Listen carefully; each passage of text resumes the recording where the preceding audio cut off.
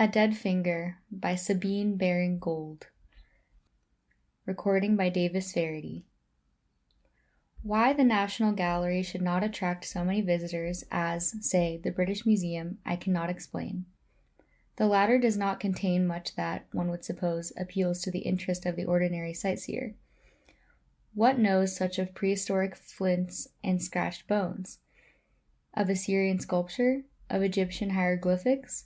The Greek and Roman statuary is cold and dead. The paintings in the National Gallery glow with color and are instinct with life. Yet somehow, a few listless wanderers saunter yawning through the National Gallery, whereas swarms pour through the halls of the British Museum, and talk and pass remarks about the objects there exposed, of the date and meaning of which they have not the faintest conception. I was thinking of this problem, and endeavoring to unravel it, one morning whilst sitting in the room for English masters at the Great Collection in Trafalgar Square. At the same time, another thought forced itself upon me. I had been through the rooms devoted to foreign schools, and had then come into that given over Reynolds, Moreland, Gainsborough, Constable, and Hogarth. The morning had been for a while propitious, but towards noon a dense umber-tinted fog had come on, making it all but impossible to see the pictures and quite impossible to do them justice. I was tired, and so seated myself on one of the chairs and fell into the consideration first of all of why the National Gallery is not as popular as it should be, and secondly, how it was that the British school had no beginnings, like those of Italy and the Netherlands. We can see the art of the painter from its first initiation in the Italian peninsula and among the Flemings. It starts on its progress like a child, and we can trace every stage of its growth. Not so with English art. It springs to life in full and splendid maturity. Who were there before Reynolds and Gainsborough and Hogarth? The names of those portrait and subject painters who have left their canvases upon the walls of our country houses were those of foreigners, Holbein, Kneller, Van Dyck, and Lilly for portraits, and Monet for flower and fruit pieces. Landscapes, figure subjects, were all importations, none homegrown. How came that about? Was there no limner that was native? Was it that fashion trampled on homegrown pictorial beginnings as it flouted and spurned native music? Here was food for contemplation. Dreaming in the brown fog, looking through it without seeing its beauties, at Hogarth's painting of Lavinia Fenton as Polly Peachum, without wondering how so indifferent a beauty could have captivated the Duke of Bolton and held him for 30 years, I was recalled to myself and my surroundings by the strange conduct of a lady who had seated herself on the chair next to me, also discouraged by the fog, and awaiting its dispersion. I had not noticed her particularly. At the present moment I do not remember particularly what she was like. So far as I can recollect, she was middle-aged and quietly, yet well-dressed. It was not her face nor her dress that attracted my attention and disturbed the current of my thoughts. The effect I speak of was produced by her strange movements and behavior. She was sitting listless, probably thinking of nothing at all, or nothing in particular, when, in turning her eyes round, and finding that she could see nothing of the paintings, she began to study me. This did concern me greatly. A cat may look at the king, but to be contemplated by a lady is a compliment sufficient to please any gentleman. It was not gratified vanity that troubled my thoughts, but the consciousness that my appearance produced, first of all a startled surprise, then undisguised alarm, and finally indescribable horror. Now a man can sit quietly leaning on the head of his umbrella and glow internally, warmed and illumined by the consciousness that he is being surveyed with admiration by a lovely woman, even when he is middle-aged and not fashionably dressed, but no man can maintain his composure when he discovers himself to be an object of aversion and terror. What was it? I passed my hand over my chin and upper lip, thinking it not impossible that I might have forgotten to shave that morning, and in my confusion not considering that the fog would prevent the lady from discovering neglect in this particular, had it occurred, which it had not. I am a little careless, perhaps, about shaving when in the country, but when in town, never. The next idea that occurred to me was, a smut. Had a London black, curdled in that dense pea-soup atmosphere, descended on my nose and blackened it? I hastily drew my silk handkerchief from my pocket, moistened it, and passed it over my nose, and then each cheek. I then turned my eyes into the corners and looked at the lady to see whether by this means I had got rid of what was objectionable in my personal appearance. Then I saw that her eyes, dilated with horror, were riveted not on my face, but on my leg. My leg! What on earth could that harmless member have in it so terrifying? The morning had been dull, there had been rain in the night, and I admit that on leaving my hotel I had turned up the bottoms of my trousers. That is a proceeding not so uncommon, not so outrageous as to account for the stony stare of the woman's eyes. If that were all, I would turn my trousers down. Then I saw her shrink from the chair on which she sat to one further removed from me, but still with her eyes fixed on my leg, about the level of my knee. She had let fall her umbrella and was grasping the seat of her chair with both hands, as she backed from me. I need hardly say that I was greatly disturbed in mind and feelings, and forgot all about the origin of the English schools and painters, and the question why the British Museum is more popular than the National Gallery. Thinking that I might have been spattered by a hansom whilst crossing Oxford Street, I passed my hand down my side hastily with a sense of annoyance, and all at once touched something cold, clammy, that sent a thrill to my heart, and made me start and take a step forward. At the same moment, the lady, with a cry of horror, sprang to her feet, and with raised hands fled from the room, leaving her umbrella where it had fallen. There were other visitors to the picture gallery besides ourselves, who had been passing through the saloon, and they turned at her cry and looked in surprise after her. The policeman stationed in the room came to me and asked what had happened. I was in such agitation that I hardly knew what to answer. I told him that I could explain what had occurred little better than himself. I had noticed that the lady had worn an odd expression and had behaved in most extraordinary fashion, and that he had best take charge of her umbrella and wait for her return to claim it. This questioning by the official was vexing, as it prevented me from at once and on the spot investigating the cause of her alarm and mine. Hers at something she must have seen on my leg, and mine at something I had distinctly felt creeping up my leg. The numbing and sickening effect on me of the touch of the object I had not seen was not to be shaken off at once. Indeed, I felt as though my hand were contaminated, and that I could have no rest till I had thoroughly washed the hand, and, if possible, washed away the feeling that had been produced. I looked on the floor, I examined my leg, but saw nothing. As I wore my overcoat, it was probable that in rising from my seat the skirt had fallen over my trousers and hidden the thing, whatever it was. I therefore hastily removed my overcoat and shook it, then looked at my trousers. There was nothing whatever on my leg, and nothing fell from my overcoat when shaken. Accordingly, I reinvested myself, and hastily left the gallery, then took my way as speedily as I could, without actually running, to the Charing Cross station and down the narrow way leading to the Metropolitan, where I went into Faulkner's bath and hairdressing establishment and asked for hot water to thoroughly wash my hand and well soap it. I bathed my hand in water as hot as I could endure it, employed carbolic soap, and then after having a good brush down, especially on my left side where my hand had encountered the object that had so affected me, I left. I had entertained the intention of going to the Princess's Theatre that evening, and of securing a ticket in the morning, but all thought of theatre going was gone from me. I could not free my heart from the sense of nausea and cold that had been produced by the touch. I went into Gotti's to have lunch, and ordered something, I forget what, but when served, I found that my appetite was gone. I could eat nothing. The food inspired me with disgust. I thrust it from me untasted, and after drinking a couple glasses of claret, left the restaurant and returned to my hotel. Feeling sick and faint, I threw my overcoat over the sofa back and cast myself on my bed. I do not know that there was any particular reason for my doing so, but as I lay, my eyes were on my great coat. The density of the fog has passed away, and there was light again, not of first quality, but sufficient for a Londoner to swear by, so that I could see everything in my room, through a veil, darkly. I do not think my mind was occupied in any way. About the only occasions on which, to my knowledge, my mind is actually passive or inert is when crossing the Channel in the foam from Dover to Calais, when I am always in every weather abjectly seasick and thoughtless.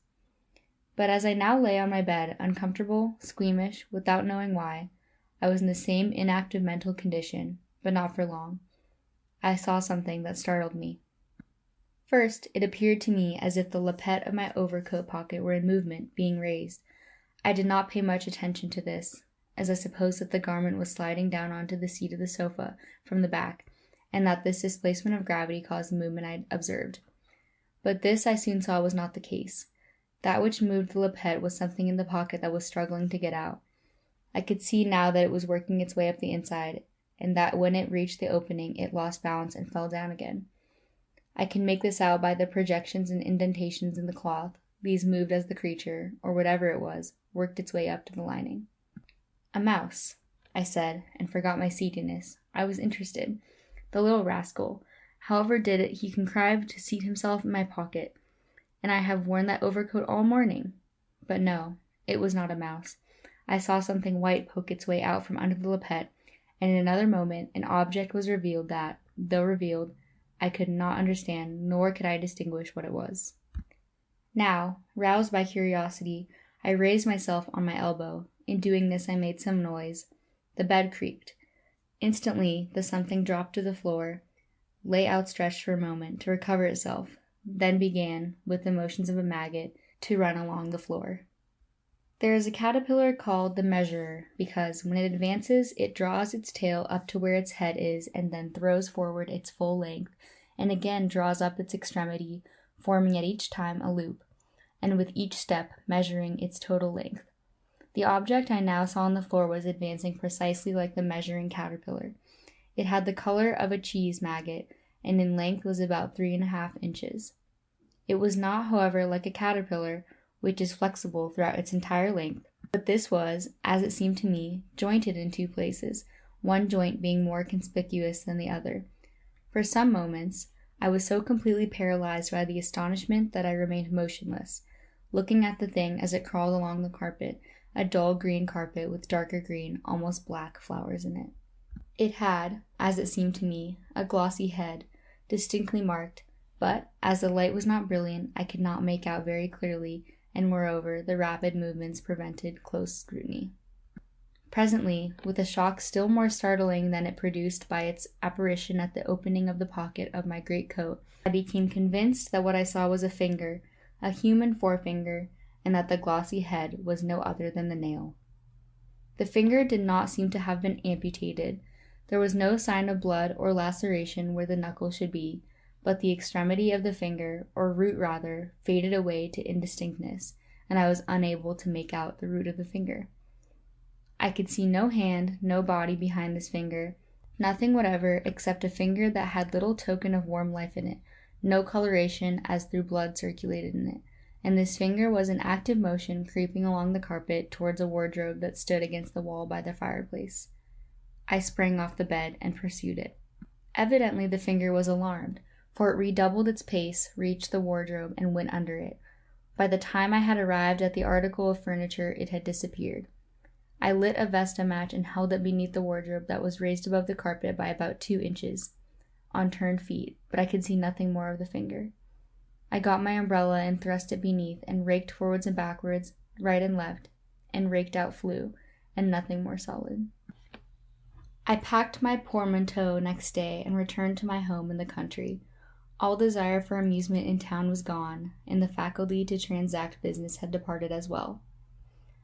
A languor and qualms had come over me, and my head was in a maze. I was unable to fix my thoughts on anything. At times I was disposed to believe that my wits were deserting me, at others that I was on the verge of a severe illness.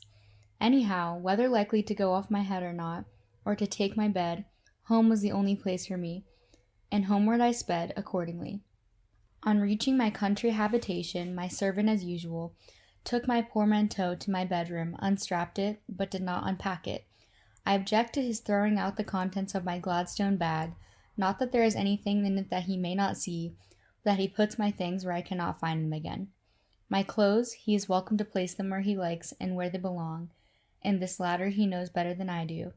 But then I carry about with me other things than a dress suit, and changes of linen and flannel. There are letters, papers, books, and the proper destinations of these are known only to myself. A servant has a singular and evil knack of putting away literary matter and odd volumes in such places that it takes the owner half a day to find them again. Although I was uncomfortable, and my head in a whirl, I opened and unpacked my own portmanteau. As I was thus engaged, I saw something curled up in my collar box, the lid of which had gotten broken by a boot heel impinging on it. I had pulled off the damaged cover to see if my collars had been spoiled, when something curled up inside suddenly rose on end and leapt, just like a cheese jumper, out of the box, over the edge of the Gladstone bag, and scurried away across the floor in a manner already familiar to me. I could not doubt for a moment what it was. Here was the finger again. It had come with me from London to the country. Whither it went in its run over the floor I do not know. I was too bewildered to observe. Somewhat later, towards evening, I seated myself in my easy chair, took up a book, and tried to read. I was tired with the journey, with the knocking about in town, and the discomfort and alarm produced by the apparition of the finger. I felt worn out. I was unable to give my attention to what I read, and before I was aware was asleep. Roused for an instant by the fall of a book from my hands, I speedily relapsed into unconsciousness. I am not sure that a doze in the armchair ever does good. It usually leaves me in a semi-stupid condition and with a headache. 5 minutes in, a horizontal position on my bed is worth 30 in a chair. That is my experience. In sleeping in a sedentary position, that the head is a difficulty. It drops forward or lolls on one side or the other, and has to be brought back into a position in which the line to the center of gravity runs through the trunk, otherwise the head carries the body over in a sort of general capsize out of the chair onto the floor. I slept, on the occasion of which I am speaking, pretty healthily because deadly weary, but I was brought to waking, not by my head falling over the arm of the chair and my trunk tumbling after it, but by a feeling of cold extending from my throat to my heart. When I awoke, I was in a diagonal position with my right ear resting on my right shoulder and exposing the left side of my throat, and it was here, where the jugular vein throbs, that I felt the greatest intensity of cold. At once I shrugged my left shoulder, rubbing my neck with the collar of my coat in so doing. Immediately something fell off upon the floor, and again I saw the finger. My disgust, horror, were intensified when I perceived that it was dragging something after it, which might have been an old stocking, in which I took at first glance for something of the sort. The evening sun shone in through my window in a brilliant gold ray that lighted the object as it scrambled along. With this illumination I was able to distinguish what the object was. It was not easy to describe it, but I will make the attempt. The finger I saw was solid and material. What it drew after it was neither, or was in a nebulous, protoplasmic condition. The finger was attached to a hand that was curdling into matter and in process of acquiring solidity. Attached to the hand was an arm in a very filmy condition, and this arm belonged to a human body in a still more vaporous, immaterial condition. This was being dragged along the floor by the finger, just as a silkworm might pull after it the tangle of its web. I could see legs and arms and head and coat-tail tumbling about and interlacing and disentangling again in a promiscuous manner. There were no bone, no muscle, no substance in the figure. The members were attached to the trunk, which was spineless, but they had evidently no functions, and were wholly dependent on the finger which pulled them along in a jumble of parts as it advanced. In such confusion did the whole vaporous matter seem, that I think, I cannot say for certain it was so, but the impression left on my mind was that one of the eyeballs was looking out at a nostril, and the tongue lolling out of one of the ears. It was, however, only for a moment that I saw this germ body. I cannot call by another name that which had not more substance than smoke. I saw it only so long as it was being dragged athwart the ray of sunlight. The moment it was pulled jerkily out of the beam into the shadow beyond, I could see nothing of it, only the crawling finger. I had not sufficient moral energy or physical force in me to rise, pursue, and stamp on the finger, and grind it with my heel into the floor. Both seemed drained out of me. What became of the finger, whither it went, how it managed to discreet itself, I do not know. I had lost the power to inquire. I sat in my chair, chilled, staring before me into space. "Please, sir," a voice said. "That's Mr. Square below, electrical engineer." "Eh?" I looked dreamily around. My valet was at the door. "Please, sir, the gentleman would be glad to be allowed to go over the house and see all the electrical apparatus is in order." "Oh, indeed. Yes, show him up." I had recently placed the lighting of my house in the hands of an electrical engineer, a very intelligent man, Mr. Square, for whom I had contracted a sincere friendship. He had built a shed with a dynamo out of sight, and had entrusted the laying of the wires to subordinates, as he had been busy with other orders and could not personally watch every detail. But he was not the man to let anything pass unobserved, and he knew that electricity was not a force to be played with. Bad or careless workmen will often insufficiently protect the wires, or neglect the insertion of the lead which serves as a safety valve in the event of the current being too strong. Houses may be set on fire, human beings fatally shocked by the neglect of a bad or slovenly workman. The apparatus for my mansion was just completed, but Mr. Square had come to inspect it and make sure that it was all right. He was an enthusiast in the matter of electricity and saw for it a vast perspective, the limits of which could not be predicted. All forces, said he, are correlated. When you have force in one form, you may just turn it into this or that as you like. In one form, it is motive power, in another it is light, in another heat. Now we have electricity for illumination. We employ it, but not as freely as in the States, for propelling vehicles. Why should we have horses drawing our buses? We should use only electric trams. Why do we burn coal to warm our shins? There is electricity, which throws out no filthy smoke as does coal. Why should we let the tides waste their energies in the Thames, in other estuaries? There we have nature supplying us, free, gratis, and for nothing, with all the force we want for propelling, for heating, for lighting. I will tell you something more, my dear sir, said Mr. Square. I have mentioned but 3 modes of force, and have instanced but a limited number of uses to which electricity may be turned. How is it with photography? Is not electric light becoming an artistic agent? I bet you, said he. Before long it will become a therapeutic agent as well. Oh yes, I have heard of certain impostors with their life belts. Mr. Square did not relish with this little dig I gave him. He winced, but returned to the charge. We don't know how to direct it all right, that is all, said he. I haven't taken the matter up, but others will, I bet, and we shall have electricity used as freely as now we use powders and pills. I don't believe in doctor's stuff myself.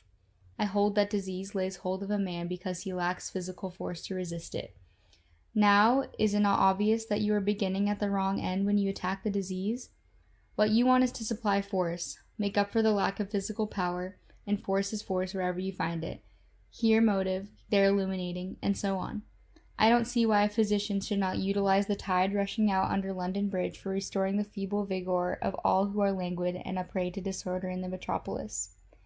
It will come to that, I bet, and that is not all. Force is force everywhere, political, moral force, physical force, dynamic force, heat, light, tidal waves, and so on. All are one, all is one.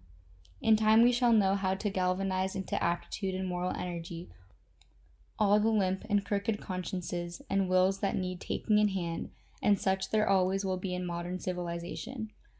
I don't know how to do it, I don't know how it will be done, but in the future the priest as well as the doctor will turn electricity on as his principal, nay, his only agent, and he can get his force anywhere, out of the running stream, out of the wind, out of the tidal wave. I'll give you an instance, continued Mr. Square, chuckling and rubbing his hands, to show you the great possibilities in electricity, used in a crude fashion. In a certain great city far west in the States, a go-ahead place, too, more so than New York, they had electric trams all up and down and along the roads to everywhere. The union men working for the company demanded that the non-unionists should be turned off. But the company didn't see it. Instead, it turned off the union men. It had up its sleeve a sufficiency of the others and filled all places at once. Union men didn't like it and passed word that at a given hour on a certain day every wire was to be cut. The company knew this by means of its spies and turned on, ready for them, 3 times the power into all the wires. At the fixed moment, up the poles went the strikers to cut the cables, and down they came a dozen times quicker than they went up. Then there came wires to the hospitals from all quarters for stretchers to carry off the disabled men, some with broken legs, arms, ribs. 2 or 3 had their necks broken. I reckon the company was wonderfully merciful. It didn't put on sufficient force to make cinders of them, then and there. Possibly opinion might not have liked it. Stopped the strike, did that. Great moral effect, all done by electricity. In this manner Mr. Square was wont to rattle on. He interested me, and I came to think that there might be something in what he said, that his suggestions were not mere nonsense. I was glad to see Mr. Square enter my room, shown in by my man. I did not rise from my chair to shake his hand, for I had not sufficient energy to do so. In a languid tone, I welcomed him and signed to him to take a seat. Mr. Square looked at me with some surprise. "Why, what's the matter?" he said. "You seem unwell. Not got the flu, have you?" "I beg your pardon?" "The influenza. Every third person is crying out that he has it, and the sale of eucalyptus is enormous. Not that eucalyptus is any good. Influenza microbes, indeed. What care they for eucalyptus? We've gone down some steps of the ladder of life since I last saw you, Squire. How do you account for that? I hesitated about the mentioning the extraordinary circumstances that had occurred, but Square was a man who would not allow any beating about the bush. He was downright and straight, and in 10 minutes he had got the entire story out of me.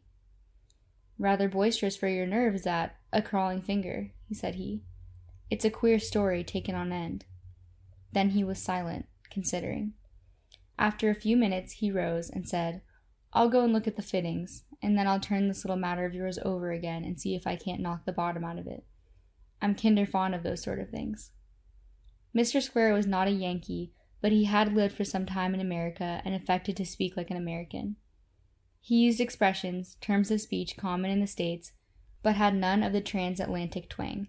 He was a man absolutely without affection in every other particular. This was his sole weakness, and it was harmless. The man was so thorough in all he did that I did not expect him to return immediately.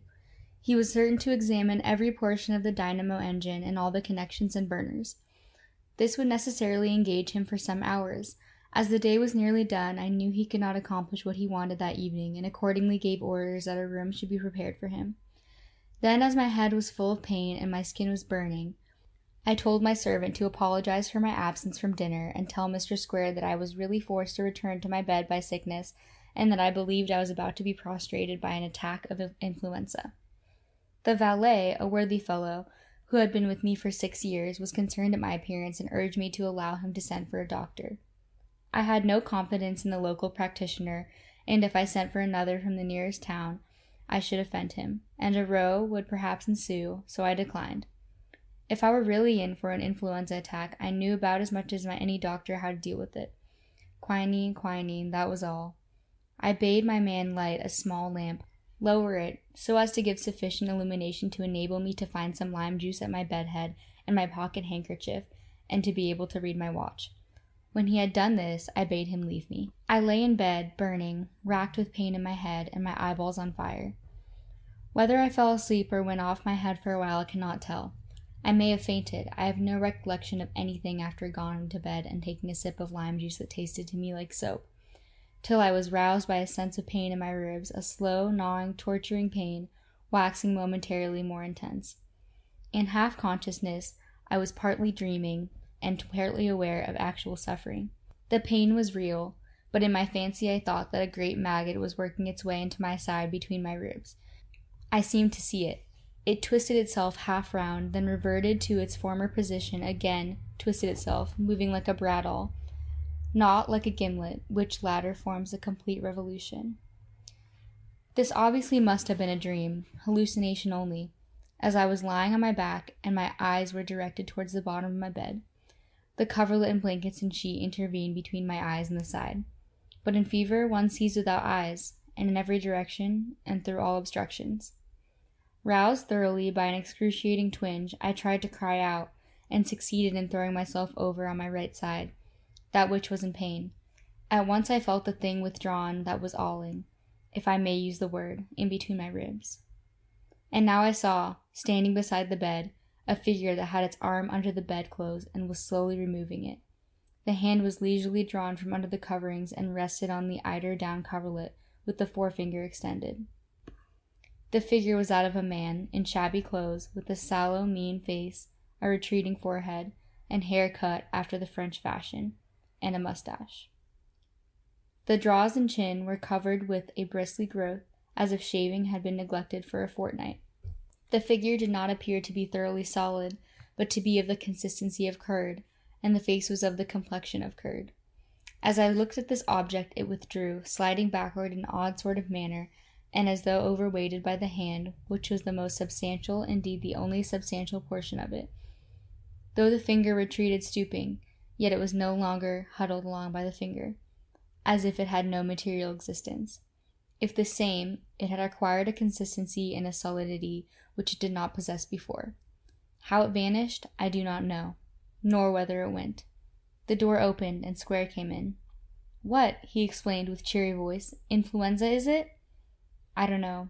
I think it's that finger again. Now look here, said Square. I'm not going to have that cuss at its pranks any more. Tell me about it.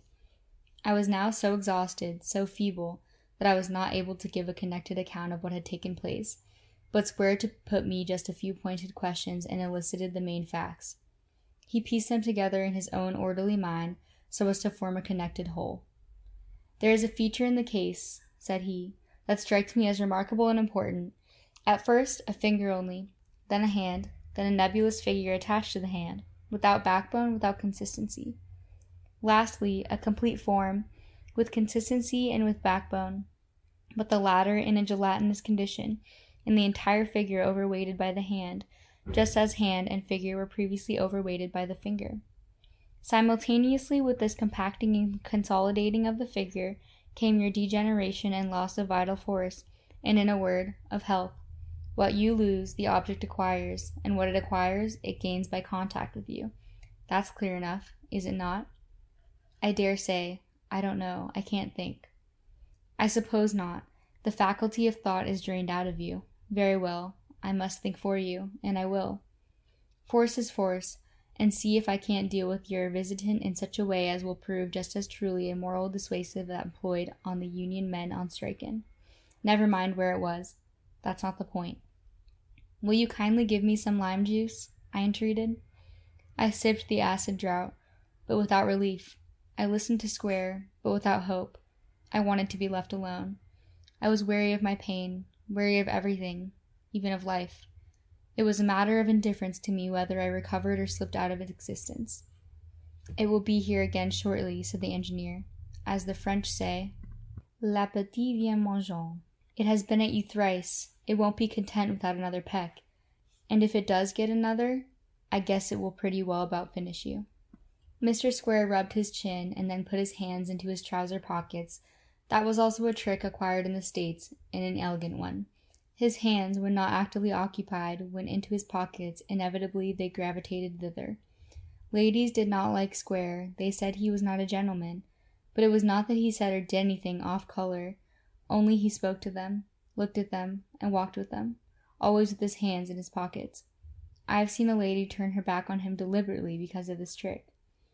Standing now with his hands in his pockets, he studied my bed and said contemptuously, "Old-fashioned and bad four-poster.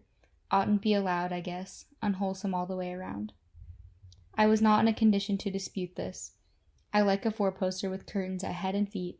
Not that I ever draw them, but it gives a sense of privacy that is wanting in one of your half-tester beds. If there is a window at one's feet, one can lie in bed without the glare in one's eyes, and yet without darkening the room by drawing the blinds. There is much to be said for a four-poster, but this is not the place in which to say it. Mr. Square pulled his hands out of his pockets and began fiddling with the electric point near the head of my bed, attached a wire, swept it in a semicircle along the floor, then thrust the knob at the end into my hand in the bed. "Keep your eye open," he said, "and your hand shut and covered. If that finger comes again tickling your ribs, try it with the point. I'll manage the switch," from behind the curtain. Then he disappeared. I was too indifferent in my misery to turn my head and observe where he was. I remained inert, with the knob in my hand and my eyes closed, suffering and thinking of nothing but the shooting pains through my head and the aches in my loins and back and legs. Some time probably elapsed before I felt the finger again at work at my ribs. It groped, but no longer bored. I now felt the entire hand, not a single finger, and the hand was substantial, cold, and clammy. I was aware, how I know not, that if the finger point reached the region of my heart on the left side, that the hand would, so to speak, sit down on it, with the cold palm over it, and then immediately my heart would cease to beat, and it would be, as Square might express it, gone coon with me. In self-preservation, I brought up the knob of the electric wire against the hand, against one of the ringers, I think, and at once was aware of a rapping, squealing noise. I turned my head languidly and saw the form, now more substantial than before, capering in an ecstasy of pain, endeavoring fruitlessly to withdraw its arm from under the bedclothes and the hand from the electric point. At the same moment, Square stepped from behind the curtain with a dry laugh and said, "I thought we should fix him. He has the coil about him and can't escape. Now let us drop to particulars. But I shan't let you off until I know all about you." The last sentence was addressed not to me, but to the apparition. Thereupon he bade me to take the point away from the hand of the figure, being whatever it was, but to be ready with it at a moment's notice. He then proceeded to catechise my visitor, who moved restlessly within the circle of the wire, but could not escape from it. It replied in a thin, squealing voice that sounded as if to come from a distance, and had a querulous tone in it. I do not pretend to give all that was said. I cannot recollect everything that passed. My memory was affected by my illness, as well as my body. Yet I prefer giving the scraps that I recollect to what Square told me he had heard. Yes, I was unsuccessful, always was. Nothing answered with me. The world was against me. Society was. I hate society.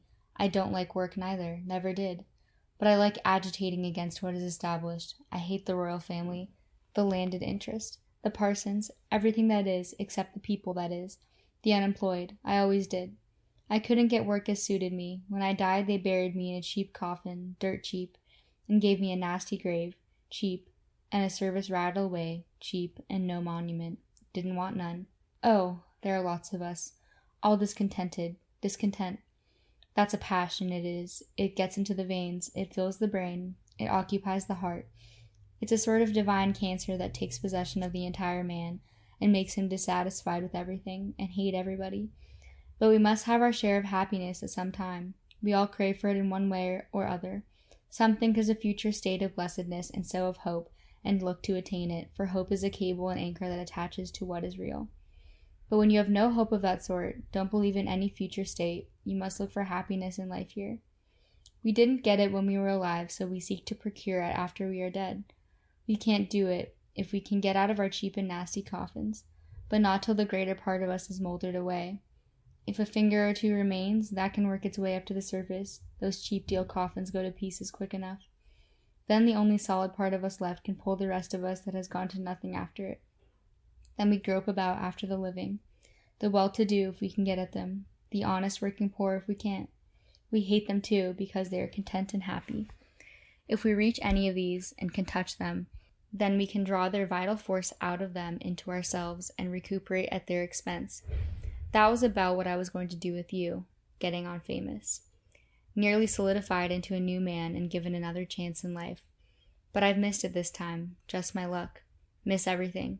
Always have, except misery and disappointment. Get plenty of that. What are you all? Asked Swear. Anarchists out of employ?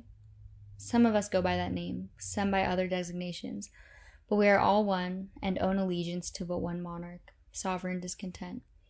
We are bred to have a distaste for manual work, and we grow up loafers, grumbling at everything and quarreling with society that is around us and the providence that is above us. And what do you call yourselves now? Call ourselves? Nothing. We are the same, in another condition, that is all. Folk once called us anarchists, nihilists, socialists, levelers. Now they call us the influenza. The learned talk of microbes and bacilli and bacteria. Microbes, bacilli, and bacteria be blowed. We are the influenza. We are the social failures, the generally discontented, coming up out of our cheap and nasty graves in the form of physical disease. We are the influenza. There you are, I guess, exclaimed Square triumphantly. Did I not say that all forces were correlated? If so, then all negations, deficiencies of force are one in their several manifestations. Talk of divine discontent as a force impelling to progress. Rubbish. It is a paralysis of energy. It turns all it absorbs into acid, to envy, spite, gall. It inspires nothing but rots the whole moral system. Here you have it, moral, social, political discontent in another form, nay aspect, that is all. What anarchism is the body politic, the influenza is the body physical. Do you see that? Yes, I believe I answered, and dropped away into the land of dreams. I recovered.